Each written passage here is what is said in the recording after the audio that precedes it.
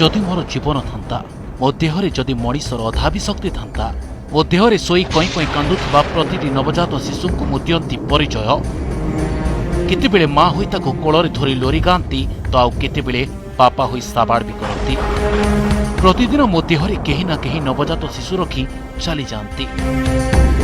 मो देहरे भोकरे छटपट हेउथांती निष्पाप शिशु पेटर भोक पाई अहरह कांदुथांती।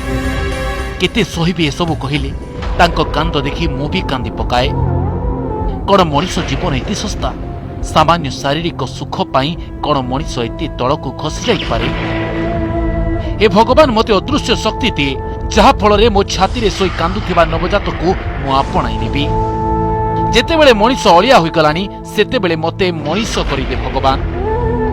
अंधार राति रे आसी नवजात छुआ को कपड़ा रे गोड़ाई देई मो छाती रे सुआई देई जानती। थरुटीए भी पछ को चाहती मु सबु किछि देखु थाए हेले कौन बा करिबी अमनीष को कौन बा शिक्षा देबी। जदि यही नवजात तुम पई ओलोडा काहीकि देउथिर जन्म तुमे तुम आत्मा को थरे पचारि देख।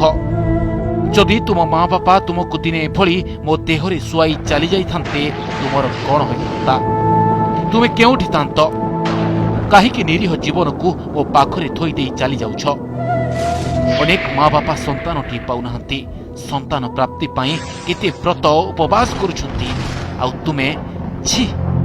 Bureau report Odisha reporter.